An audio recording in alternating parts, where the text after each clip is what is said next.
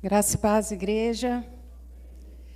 Eu sou uma filha amada de Deus, vencendo a ansiedade, o medo, o perfeccionismo, compulsão por compras, codependência anulativa e codependência impositiva. Meu nome é Rosângela. Transformar 30 páginas em 4 é bem difícil, mas eu espero que eu consiga. Vamos lá. Meu nascimento não foi planejado pelos meus pais, pois já seria a 6ª filha de uma família de 7 filhos, fora os agregados.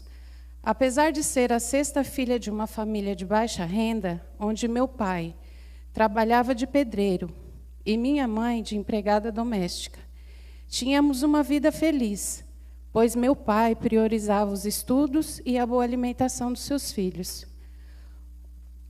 uma vez que a fome marcou a sua vida. Lembro-me que uma das maiores alegrias que eu tinha era quando meus pais me levavam ao supermercado. Naquela ocasião, eu nem dormia direito, pois poderia comprar um pacote de bala e um salgadinho. Nossa, que felicidade! Nossa maior alegria era na Páscoa, onde meus pais não mediam esforços para comprar um ovo de Páscoa para cada um dos seus filhos, e com direito a um ninho embaixo da cama. Apesar de ter vivido muitos momentos alegres, também pude colecionar momentos tristes que marcaram negativamente a minha infância. Meus pais eram membros de uma igreja com doutrinas muito severas, onde, se não bastasse as privações financeiras que tínhamos, fomos também privados de diversas coisas, como ter uma televisão, um videogame, não podíamos ir ao cinema, a festas, frequentar casa de amigos, não podíamos sequer usar determinadas roupas. Inclusive, durante todo o período escolar, sofri muito bullying devido às minhas vestimentas e o meu cabelo. Em relação à nossa disciplina, meus pais tinham um acordo, onde o meu pai era responsável pela educação dos homens e minha mãe a educação das mulheres. Porém, na maioria das vezes, devido à mansidão do meu pai, minha mãe exercia os 2 papéis. E acreditem, a correção dela era muito severa. Mas sempre tivemos muito temor e respeito pelos meus pais, pois víamos o quanto eles se esforçavam para nos criar, proteger e nos dar amor. Durante a minha adolescência, tive alguns conflitos com a minha mãe, pois nessa época nós estávamos na igreja, não estávamos mais na igreja, e comecei a querer vivenciar coisas novas, como uso de roupas, maquiagens, frequentar baladas, entre outras. Nesse período também passamos por um trauma muito grande. Meu pai havia vendido a casa em Rio Grande da Serra e comprado um terreno em Ribeirão Pires. Porém, nessa transição, fomos morar numa casa semi-acabada do meu avô. E por conta de um desentendimento da minha mãe e do meu tio, meu avô acabou nos expulsando dessa casa.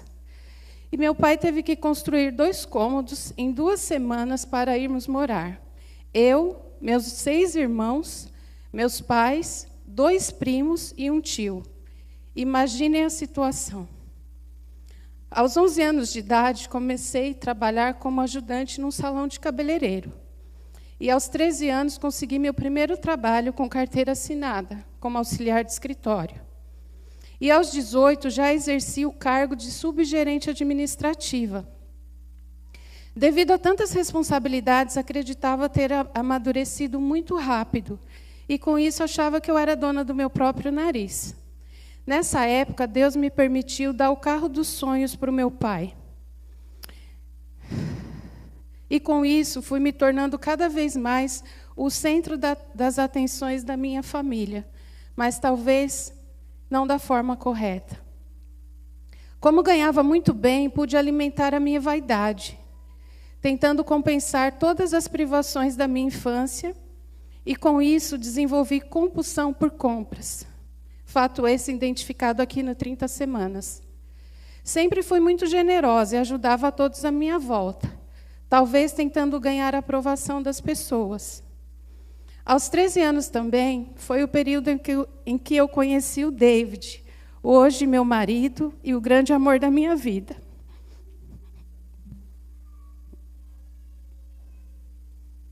Eu com 13 anos e ele com 14. Porém, devido à imaturidade de ambos, o namoro não seguiu em frente. Tivemos diversas idas e vindas. Na maioria das vezes, ele terminava comigo, pois ia se relacionar com outras pessoas, outras meninas.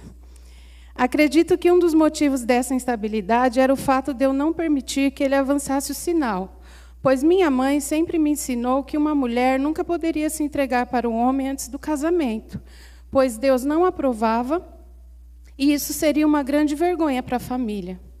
Durante esses términos, tentava não me relacionar com outras pessoas, mas saía muito para baladas, tive contato com o cigarro, com a bebida, porém nada disso preenchia o vazio do meu coração, e que me levava, muitas vezes, buscar refúgio na religião. Uma noite, fui dormir angustiada, pois naquela ocasião ele estava se relacionando com outra pessoa. Antes de dormir, orei pela vida dele e entreguei mais uma vez nas mãos de Deus.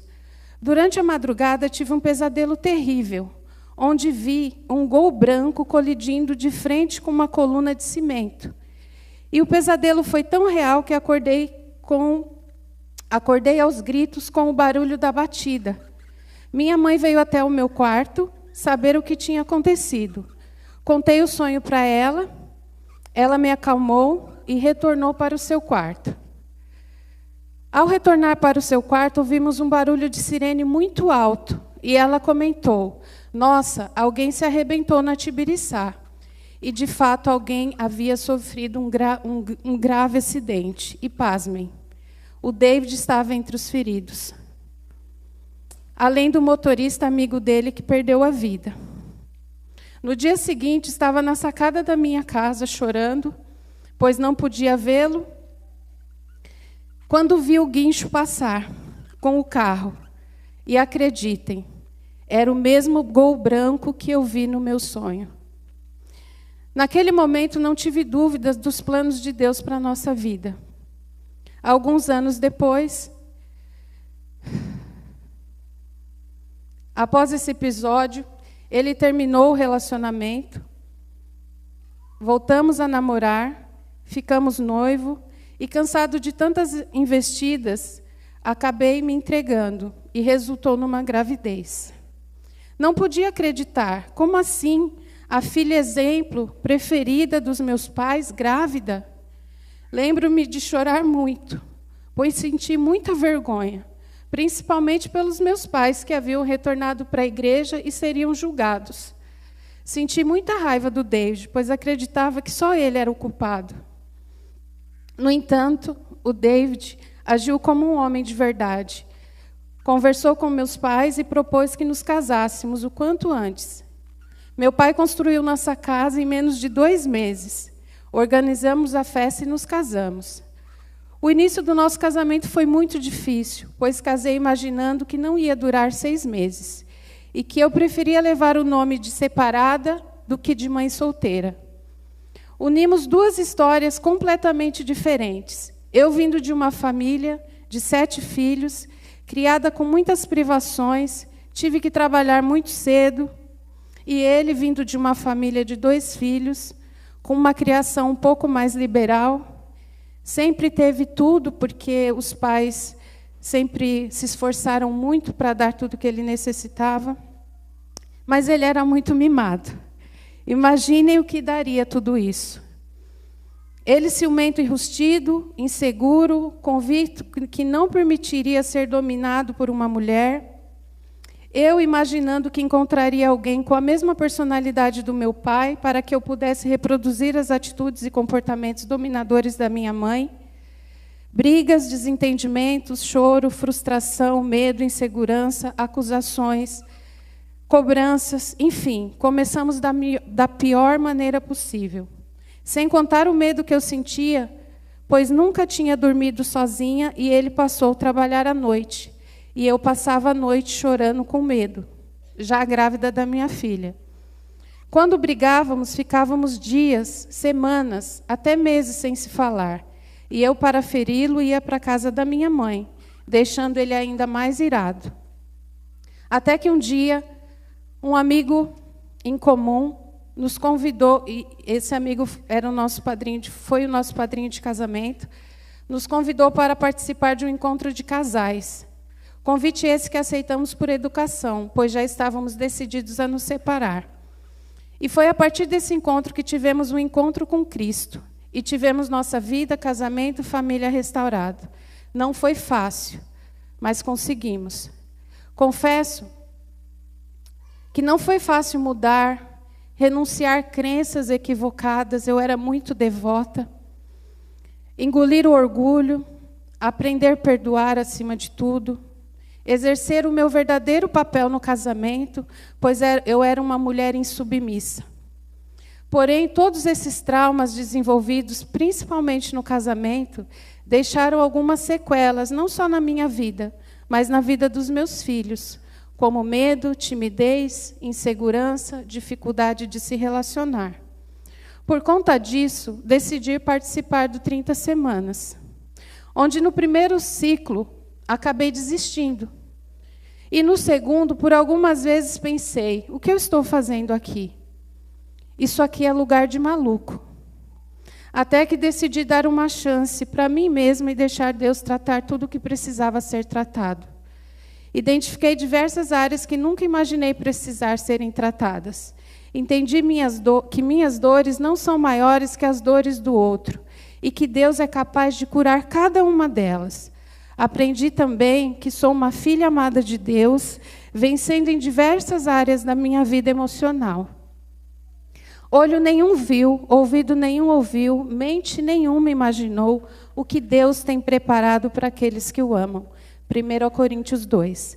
Agradeço primeiramente a Deus, a minha família, a todos os líderes do 30 Semanas, as minhas colegas de rodas de partilha, especialmente a Débora, e a minha confidente Rose, por ter me apoiado com muito carinho e ter respeitado a minha história e as minhas emoções. Obrigado pelo silêncio de vocês.